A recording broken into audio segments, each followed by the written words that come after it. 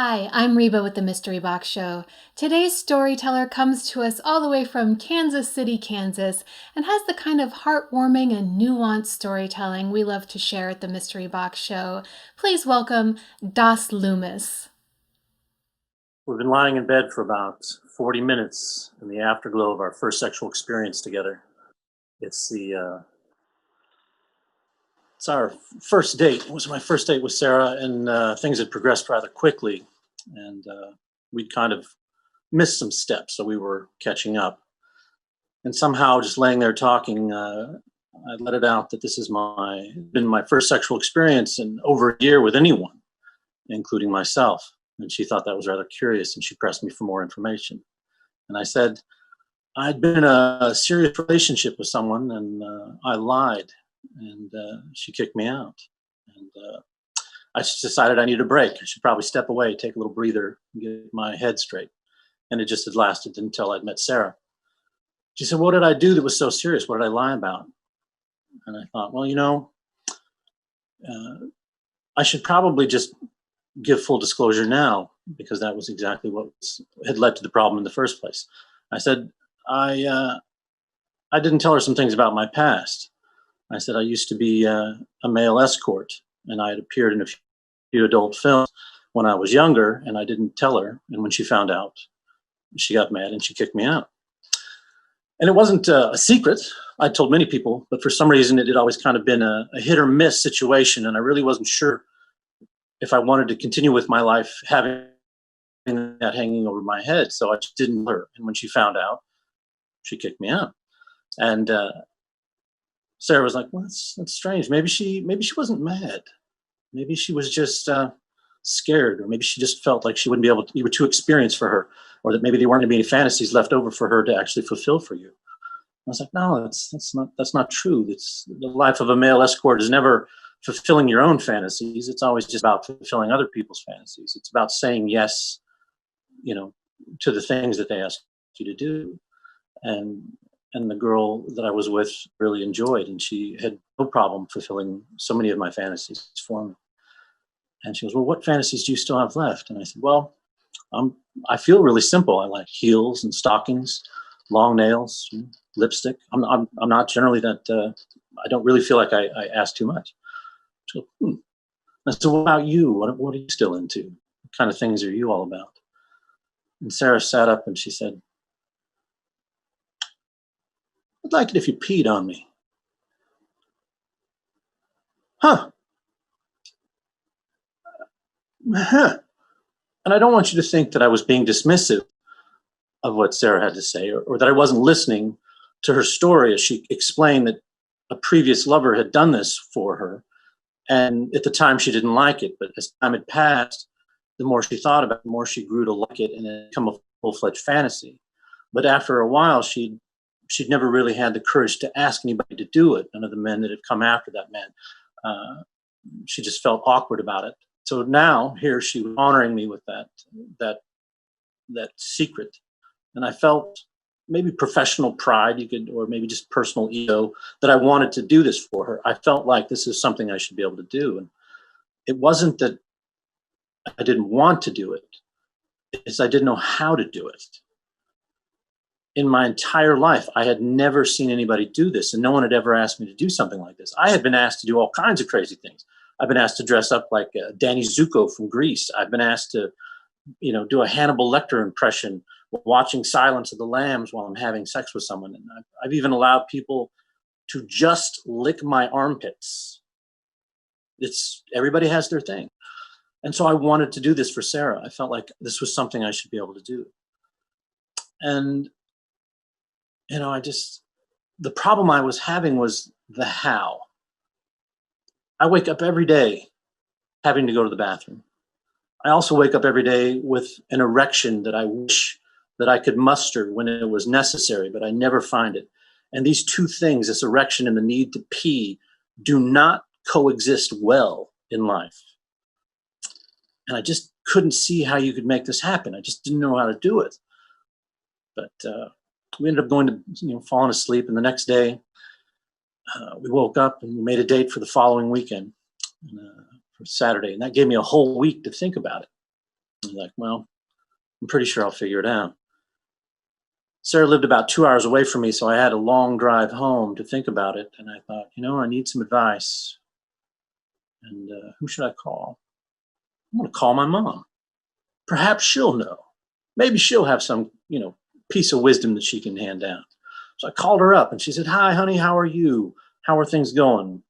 How was your date? How was getting back out there?" And I said, "No, it was great. She's wonderful. She's bright and funny, and she's really beautiful, and she's very sexy. Everything went really well. We even have a date for next weekend. But something came up, and I kind of need your advice on something. I don't know if you can help, but I really would like if you could help me." And she goes, "What's that?" And I said, "Well, she wants me to pee on her." And I thought maybe you would know what to do. Huh. Well, first, I would probably do that at her house. You don't want to have to clean that up, which, if you think about it, is pretty brilliant motherly advice. And I said, "Well, thank you. That's smart. But is there anything you could kind of tell me about the mechanics, the machinations of it?" And she's like, I've never done that before. I don't really know, and you're just going to be kind of have to figure that out on your own. But I'm sure you will." I says, "Well, thanks." I finished the drive home, and at the time, I was living quite a bit out in the boonies, and I didn't have internet at my house. So if I was going to get online to look at some porn to kind of figure it all out, I'd have to go to the local internet coffee house in the small town nearby.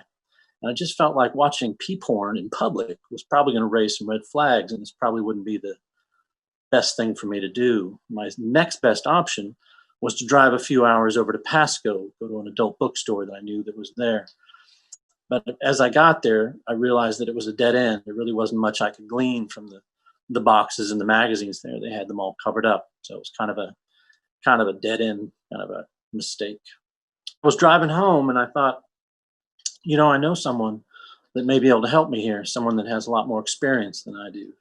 She's like the sexual Wikipedia, someone I'd worked with many years ago. I hadn't talked to her in a long time. So I gave her a call. I said, "Sandy, how are you?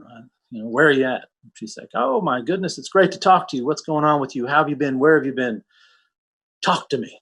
And I said, "Well, I'm doing great. Life is great. I'm up here in Washington State, and this is kind of a professional call. I need some help." And she said, "Well, what's on your mind?" I said, "Well, I'm seeing a girl, and she's asked me to pee on her." Uh-huh. Well, I'm kind of hoping you might have some info that would help me, make this happen. And she said, this is touchy, but first off, make sure you do it at their place." And I said, "Yeah, I've got that part." She said, "Well, to be honest, everybody's different with this, and you really probably better off just asking her what she wants than just trying to figure it out on your own. Just put your ego aside and just ask her." You know, and I was like, "That's genius." I felt so relieved that she said that, and I just felt like this burden had been lifted. And for the rest of the week, I was relaxed. And Saturday came, and I'm driving 2 hours north, and in the vehicle next to me are two large bottles of cranberry juice. And the whole theory behind fruit juice and the flavor of cum, I thought may correlate to urine, but I wasn't sure. But I just thought I would cover my bases. I got to Sarah's house, and she met me at the door, and she was wearing heels and stockings. And the lips were done, and she had long nails, and she just looked better than any fantasy I'd ever created in my mind. We went to dinner, and she told me about her week, and the cases she was working on, the judges she'd been dealing with all day. We went back to her place, and our clothes came off before the door even closed behind us. And we had some wonderful, fascinating, energetic sex. The kind that is fantasy, it's just built on fantasy. It's wonderful.